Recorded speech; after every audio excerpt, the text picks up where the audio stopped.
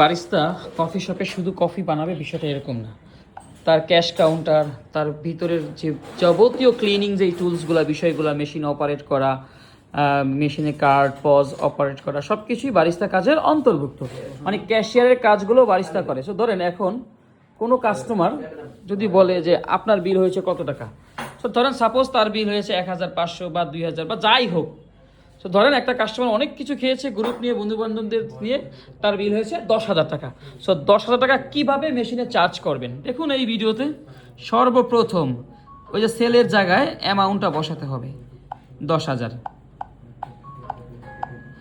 এখানে একটা টেকনিক দেখেন, দশমিকের পরে 2টা শূন্য আছে, সব খেয়াল রাখবেন কিন্তু অনেক সময় শূন্য ধরে আবার কাটো তো একটু সাইফুল, সবগুলো কাটো অ্যামাউন্ট, ক্যান্সেল চাপ দিল্লি কেটে যায়। দেখো এখন তুমি 100 লেখো তো, এখন হয়েছে কত? 1 টাকা। তার মানে অ্যামাউন্ট যদি 10,000ও হয়, তার মানে 10,000-এর পরও 2টা শূন্য দিতে হবে, এই যে এটা দেখানোর জন্য আর কি। ওকে, 2টা শূন্য এক্সট্রা দিতে হবে।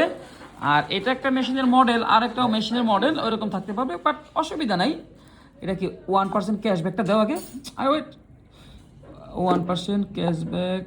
আচ্ছা আবার দাও, ক্যাশব্যাক লাগবে না আমাদের, এটা তো ডেবিট কার্ড আমার, তো এটা তো আমাদের ডেবিট না। ওকে ওকে দাও, তারপর ওকে দিবেন, অ্যামাউন্টটা বসানোর পরে ওকে দিবেন। এরপর 2টা অপশন আছে, একটা ট্যাপ করলাম, অথবা এই যে সিম কার্ডের মতো এটা কি বলে, এটা ঢুকাতে পারেন মোটামুটি এইভাবে করে। হ্যাঁ, এখন পিন 10,000-এর উপরে যদি 10,000-এর অ্যামাউন্ট হয়ে যায় তখন তো পিন চাইবে, তাই আমাদের পিনটা দিতে হবে।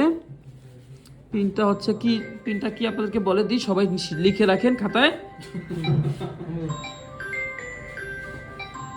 সো আমাদের কাস্টমার এভাবে পিন দিবে, পিন দেওয়ার পরে ওকে ক্লিক করবে।